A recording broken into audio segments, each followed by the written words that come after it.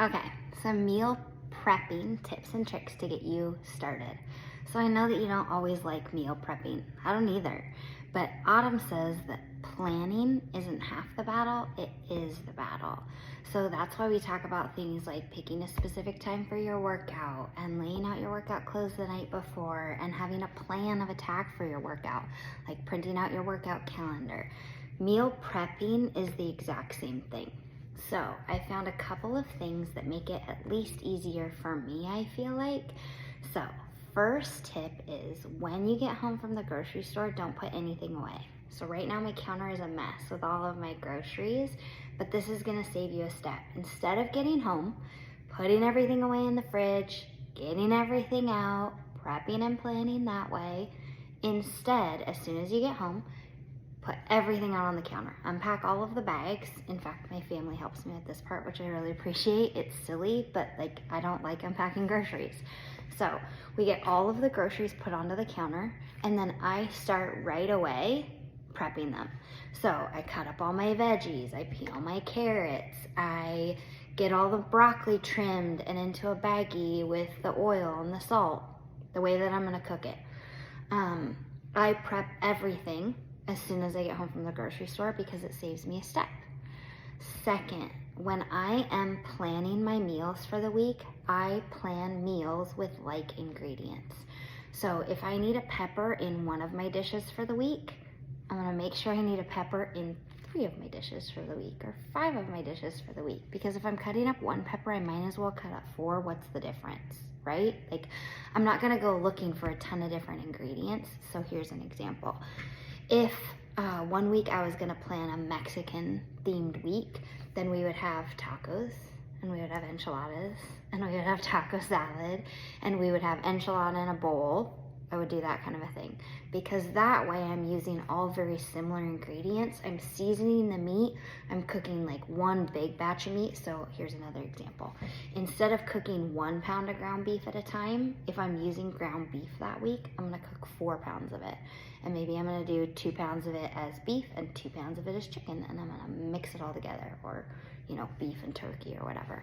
So keep like items together. When you come home from the grocery store, put everything out on the counter, don't put anything away, start meal prepping and planning right away.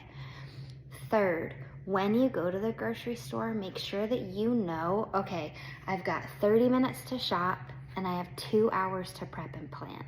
I know that that can seem daunting, but if you do that today over the weekend, if you do your prepping and planning now, then your stuff during the week is gonna go way smoother because on Monday, maybe work's gonna be crazy.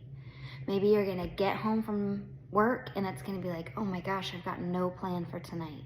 But if you have your meal already prepped in the fridge, then you've saved yourself for Monday night to make good choices. Something that we run into a lot at the end of the day is decision fatigue. And that's where we're just done making decisions. That's where it's super easy on a weeknight to grab a pizza or to run through the fast food restaurant or to swing by on your way home and grab something that's quick and easy and unhealthy because you're looking for that dopamine boost. If you meal prep and plan over the weekend, then you still are gonna get your dopamine boost because you saved yourself on Monday night from making the right choices. So here's my suggestion. Sit down and figure out the things that matter to you, the things that are important to you, the goals that you have for this month, and then figure out ways to set yourself up for success with those goals. So if Saturday rolls around and you're like, I have 3 hours today to meal prep and plan, but I don't feel like it. Here are my suggestions. 1, ask yourself, if I meal prep and plan, is that going to help me support my goals? 2, if it's super daunting to you and annoying and boring, grab your best friend, meal prep and plan together. Grab your husband, grab a kid, like grab somebody that can help you in the kitchen so that you're not doing it alone. Or 3, turn on a good podcast or turn on a show or do something that's going to entice you. Like I was talking to somebody the other day that was really not excited about doing a workout, but she was really excited to listen to a new podcast.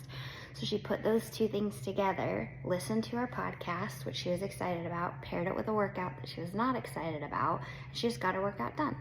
So same thing with meal prepping and planning. If you're not looking forward to it, save your favorite show.